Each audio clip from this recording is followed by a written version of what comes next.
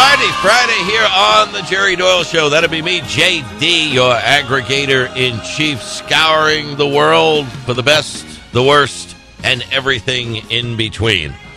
I came across the worst. That would be me. That's why I'm with you today. The best, Marcelo. Chuck, we're giving you the in-between today because you're new to the show. It's only your third day here on the program while Brad's on vacations. You haven't yet risen to those lofty levels to which we hope people aspire to on the program. And obviously Marcelo cheese every day. But I know you have it in you. But you came up a little bit short today because when we were ready to go on the air, everyone's expecting Jerry's Flubs of the Week. And you failed miserably. Come on, man. You did a perfect week of shows. A perfect week of shows. Wow. All right, that'll be reflected in your paycheck. Thank you very much. Marcelo working the dials. Charles is producing the program. Emails at the website, jerrydoyle.com. Oh, speaking of Brad, he sent me a picture today on my iPhone, which I love. Non-paid endorsement of the iPhone. He sent me a picture of the view from his lanai in Hawaii. What a jerk. Right? Who says, when did a balcony become a lanai from a guy from Oregon now in Hawaii? It's like, I'm standing on my lanai looking out over the vast expanse of the Pacific Ocean. Yeah. Look at the picture he sent me. I think he's been drinking a lot, because this is the size of the photo he sent me. Can you see that? It looks like he sent me a hyphen sign. And what the hell am I supposed to do with this? I'm trying to expand it. I'm going, what is it? It looks like a wave. I don't know, but there's a tree stuck in the wave. And I'm like, hopefully he's drinking heavily and enjoying his vacation. Anyway, Charles, good to have you on board for day 3. Emails at the website, jerrydoyle.com. No flubs today because, well, Chuck's the flub. And the poll question that's up there at the website, Obama's Santa Claus strategy, which is what I'm terming the Obama socialist attempts to buy votes. The Obama Santa Claus strategy is very specific about what gifts people will get in return for their vote. Now, the question is, how would you describe the GOP's attempts to win the White House? Notice I didn't say to buy their votes, but how would you describe the GOP's attempts to win the White House? Nobody says very specific. 19% think the GOP's attempts have been somewhat specific. 31% say not specific enough. And 50%, unfortunately for the Republicans, say all frosting, no cake. You can have your say there at the website or here at 800-876-4123 on the program where intellectual anarchy is encouraged and nurtured for now. I was having this conversation last night and again this morning with a lot of people that I think would be considered to be in our demographics, ours, yours and mine, workers, makers, not takers. And a lot of people just are hearing a lot of promises. Oh, come here and sit on Santa Obama's knee. Tell us what you want under the tree this year. Well, first, we'd like a tree. You got it. Well, we're going to need a living room to put the tree in. You got that, too. And well, how about a house to go with the living room and the tree? You got that, too. Now that we've got all that courtesy of the government, what would you like under the tree? And I hear very specific promises being made to very specific groups coming from the socialist in chief, the redistributor in chief, whether it's union members, minorities, illegals, students, welfare recipients. He's out there saying, come on, sit on Santa's knee. Tell Santa what it is you want for Christmas. And usually for Santa, I don't know if you did this, Chuck or Marcelo, but did you guys put out like cookies and milk for Santa? No, that wasn't. This wasn't. You just didn't have any, or you didn't care about Santa that much, or you were afraid that he was too obese already, or. Well, we never went through that phase where we thought he was real. Really? You never believed in Santa Claus? Right. Ever? Yeah, it's not me. I mean, our parents never. Your family never sold the whole Santa Claus thing. Right. I'd sue your parents because that's why you spend so much money on therapy. How could you go through life not believing that there's a Santa Claus? Because isn't every child entitled to the complete devastation of finding out there isn't a Santa Claus? It's kind of like Democrat voters. Sooner or later, they're going to have to get hit with the reality that there is no Santa Claus. But Obama is big O, ho, ho, ho. I mean, that's his whole deal. Let me look at my bag here and see what I got. Over there, you got a grievance? I got some money. You got a vote? I'll take it. That's the strategy. Union members, what do you need? And this isn't against union members, because I understand how the whole union structure works, being a union member myself. Screen Actors Guild, American Federation of Television and Radio Arts, two separate unions under the banner of the AFL-CIO. Teamsters, got it, whole deal.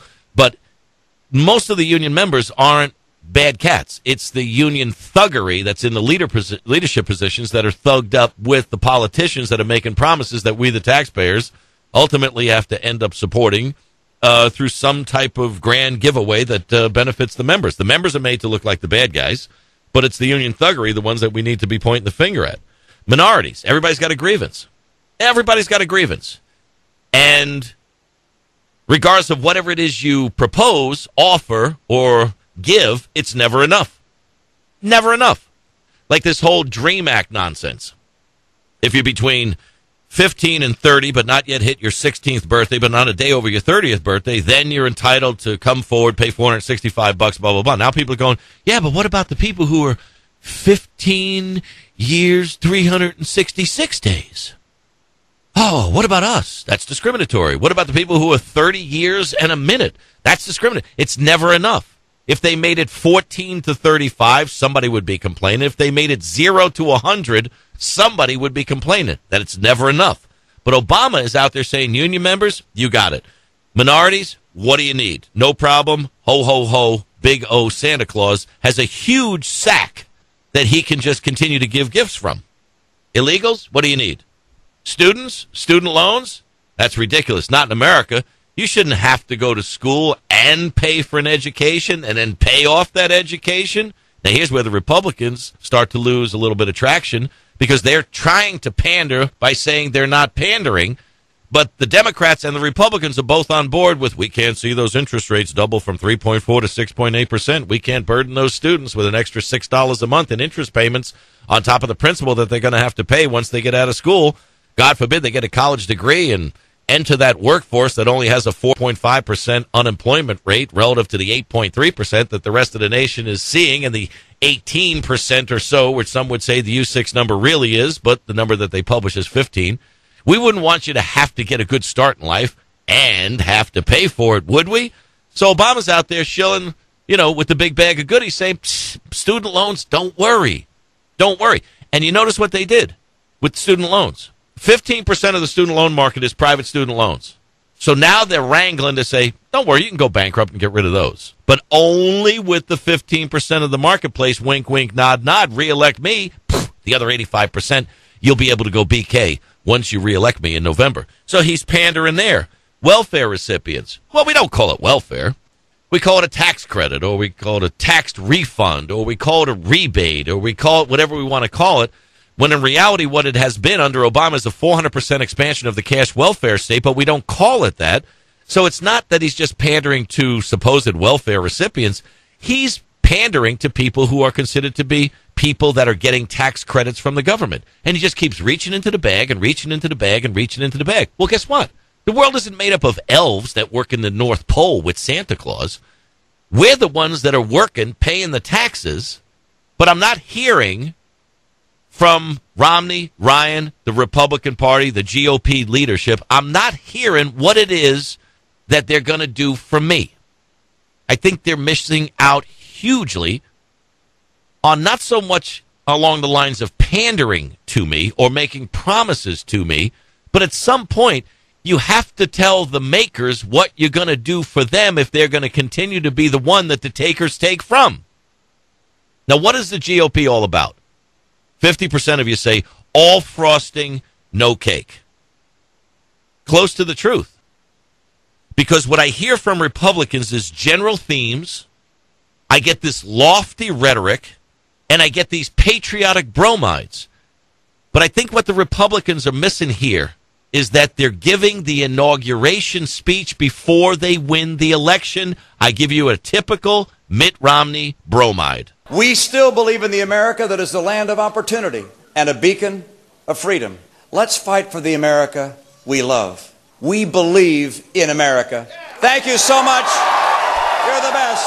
You're the best. God bless the United States of America. Yeah, of course we want him to. Thank you. Thank you.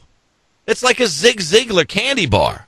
You come out of those up, zesty with people meeting, brr, what did you just say? I don't know, but I feel good. But how does that translate into getting people to vote? I'm not looking for Tony Robbins to be the Republican nominee to become the president of the United States, or anybody to be a Tony Robbins presidential wannabe. I'm looking for somebody who's going to say, here's what I'm doing, specifically with regard to spending, with regard to debts, with regard to avoiding generational bankruptcy, with regard to preserving and protecting Medicare, Social Security, trade policy, border security. What are we going to get in specifics from Romney and Ryan and the GOP other than put on an American flag lapel pin, play some country music, throw a Nerf football, listen to God Bless the USA for the 9 millionth time from what's his name? What's the guy who always sings that song? Played its time. Lee Greenwood. Mm-hmm. It's a nice song, and he's a good guy, and he's very patriotic. But don't give the inauguration rah-rah speech, make us feel good about your America when you're not yet in the position to do anything about the future of America. The Jerry Doyle Show. I'm just saying, all frosting, no cake. And who doesn't want to go sit on Santa's knee? All you got to do is sit on Santa's knee. Santa's going to give you a gift. And the only thing the mall Santa wants in return for the gift that he's promising you that your parents are really going to give you, just don't pee on his knee. Stick with me. I'll be right back. This is the Jerry Doyle Show.